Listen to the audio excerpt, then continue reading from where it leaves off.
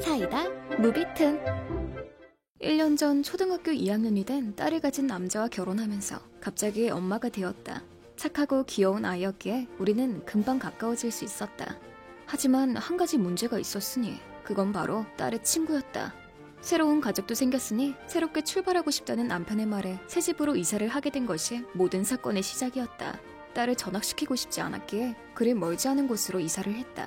이사하고 얼마 동안은 아무 일도 일어나지 않았다. 그러던 어느 날 딸이 학교에서 돌아오더니 갑자기 엄마, 케이크 좀 만들어줘. 음료수는 콜라여야 돼? 꼭 콜라? 라며 평소와 달리 무언가에 쫓기는 듯이 보채기 시작했다. 친구들이라도 오는 거니? 라고 물어보니 응, 시간 없어. 빨리 좀 부탁해, 엄마. 무언가 다급해 보이길래 서둘러서 간단한 케이크를 준비해 오븐에 넣고 콜라를 사러 슈퍼를 향했다. 콜라를 사들고 집으로 돌아와 현관문이 열렸던 그 찰나 집안에서 딸의 비명소리가 들려왔다. 나는 서둘러 집 안으로 뛰쳐들어가 딸의 이름을 외치기 시작했다. 딸의 비명은 멈출 줄 몰랐고 그 비명을 따라 황급히 딸의 방으로 달려가 방문을 열어젖혔는데 딸은 바닥에 쓰러져 엎드려 있고 딸의 생판 처음 보는 여자아이가 그 위에 올라타서는 손에 가위를 들고 섬뜩한 표정으로 웃고 있는 게 아닌가. 이게 무슨 짓이야? 당장 내려오지 못해? 라며 호통을 치니 그 아이는 생글생글 웃으며 예쁘게 잘라주려고 한 건데 아줌마 케이크 얼마나 더 기다려야 돼? 라는 게 아닌가. 딸은 상당히 괴로웠는지 울면서 헛구역질을 하기 시작했다. 그런 딸의 모습에 화가 머리끝까지 치밀어 올랐다. 당장 이 집에서 나가! 라고 불같이 화를 내며 그 아이를 내쫓으려 했지만 케이크 먹고 갈래. 라며 버티고 있길래 케이크를 건네주니 또 올게. 안녕. 하고 아무 일도 없었다는 듯 돌아가는 뒷모습에 소름이 돋았다. 그 아이가 돌아간 후 눈물과 땀으로 범벅이 된 딸을 씻기려고 옷을 벗겨보니 등은 온통 멍투성이에다가 목덜미에는 누군가가 핥힌 듯한 상처가 있었고 피까지 배어나오고 있는 게 아닌가. 그걸 보니 갑자기 나도 모르게 울음이 터져나왔다. 딸을 씻긴 후 천천히 이야기를 들어보니 그 친구와는 반도 다르고 지금까지 딱히 가깝게 지낼 일도 없었는데 오늘 하굣길에 갑자기 말을 걸어왔다고 한다. 거기까지 말을 마친 딸은 너무 무서웠다며 울음을 터뜨리더니 내 품에서 울다 잠에 들고 말았다. 나도 그리 강심장은 아니기에 남편에게 연락했고 일이 끝나기가 무섭게 집으로 돌아온 남편에게 오늘 있었던 일을 천천히 설명했다. 그러자 남편은 바로 경찰에 연락을 했으며 경찰에 상황 설명을 하자 10분 후 경찰이 도착했다.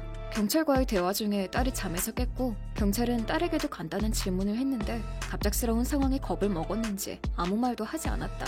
경찰관들은 너무 겁먹으면 그럴 수 있다며 딸의 이야기는 다음날 듣기로 약속을 잡았다.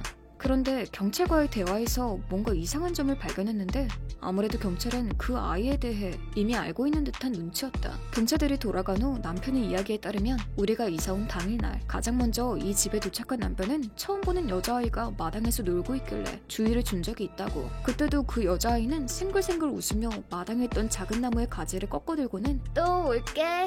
라는 말을 남기고 사라진 아이가 있다는 게 아닌가. 그때는 별 이상한 애도 다 있다 싶었다는데 그 뒤에 이삿짐을 옮기느라 까맣게 잊어버렸다고. 남편은 미리 말해둘 걸 그랬다며 후회했다. 다음날 월차를 쓴 남편은 학교에 연락을 해 딸의 담임 선생님과 사건에 대해 설명하고 그 일로 인해 충격을 크게 받았으니 오늘은 학교를 쉬겠다는 이야기를 전했다. 5분 뒤 교장 선생님으로부터 전화가 왔다. 무슨 일이 있었는지 자세히 말씀해 주실 수 있겠습니까? 괜찮으시다면 조용한 곳에서 직접 뵙고 말씀 여쭙고 싶습니다만.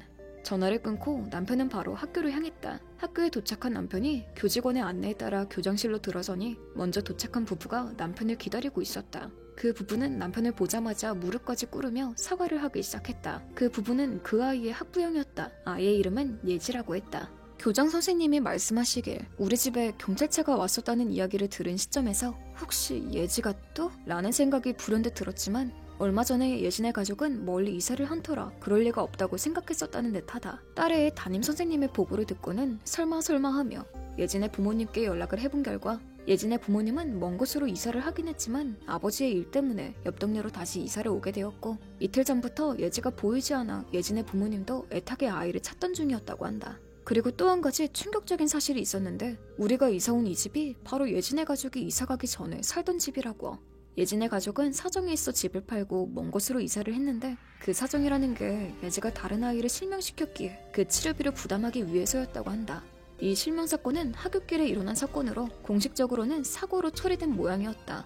그래서 조용한 곳에서 대화하고 싶어 했구나 싶었다. 예진의 부모님은 합의금을 지불하겠으니 합의하시고 고소만은 참아주시라고 울며 사정했다고 하지만 남편은 단호하게 그것을 거절했다. 가출 3일 만에 예진은 경찰에 의해 발견되었다. 발견 당시 우리 옆집 창고 지붕 위에 올라가 우리 집을 엿보고 있었다고 들었다. 마침 우리 옆집은 개를 키우고 있었는데 예지의 존재를 눈치챈 개가 하도 시끄럽게 짖어대자 예지는 지붕에서 내려와 창고에 있던 삽으로 개를 후려쳤다고 한다. 개의 자지러지는 비명소리에 집주인은 경찰에 신고를 했고 덕분에 경찰서로 연행되어 온 것이었다. 그 후 예지는 자기 엄마에 의해 끌려가다시피 집으로 돌아갔다. 예지의 엄마가 예지를 데리러 경찰서에 갔을 때 경찰로부터 부모의 관리감독 소홀에 대해 꽤 심하게 질책을 당한 예지 엄마는 얘 이제 내 딸 아니에요.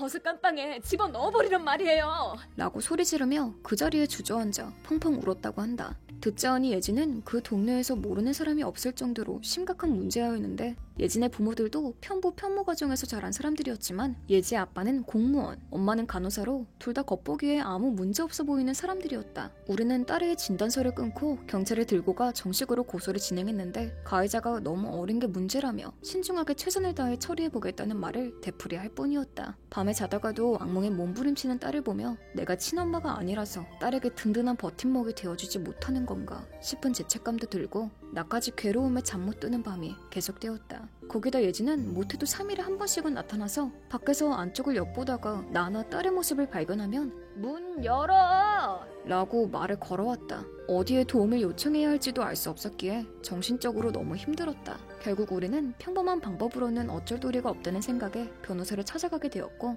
합의금 같은 건 필요 없으니 우리 가족 근처에 오지 못하게만 해주기를 바랬는데 결과적으로 우리 가족이 이사를 가기로 했다. 다른 무엇보다 딸의 안전을 최우선으로 생각해서 내린 결론이었다. 얼마 후 예진은 할아버지 댁에서 아빠와 함께 살게 되어 다시 먼 곳으로 이사를 갔지만 거기 가서도 다른 사람을 상처 입히는 등 사고가 끊이지 않아 결국 격리 수용되었다는 소식이 들려왔다. 예진의 엄마는 별거를 선택했다고 하는데 어느 날 갑자기 나타나 남편과 예지가 사는 집에 숨어들어 칼을 들고 예지를 공격하다 체포되어 지금은 정신과 병동에 수용되어 있다고 한다. 마지막으로 변호사가 말하기를 예지가 우리 가족을 노린 이유가 있었다는데 예진애가 이사가기 전 그러니까 전에 우리 가족이 살던 그 집에 살던 시절 예지에겐 여동생이 하나 있었다고 한다. 그런데 어느 날 예지의 고의가 아닌 실수로 인해 여동생이 사망하는 사고가 일어났다고. 그 사고를 기점으로 예지는 부모로부터 학대당하고 방치당하는 아이가 되어버린 것이라고 했다. 예지가 주변 사람들에게 잔혹한 행위를 하기 시작한 것은 그로부터 몇 달 후부터였다고. 그리고 얼마 지나지 않아 우리 가족이 이사를 오게 되었고 집안에서 즐겁게 놀고 있는 우리 딸과 그 딸을 바라보며 미소 짓고 있는 우리 부부를 보고 이젠 돌아올 수 없게 된 자기 여동생과 예전에는 상냥했던 부모님에 대한 상실감을 더 크게 느끼게 된 것은 아닌가 싶었다고. 그 말을 듣고 보니 가슴 한켠이 아려왔다. 그 뒤로 우리 가족은 별탈 없이 평화롭게 지내고 있다. 이번 영상은 어떠셨나요? 재밌게 보셨다면 구독, 좋아요에 댓글까지 달아주시면 감사하겠습니다. 그럼 다음 영상에서 만나요.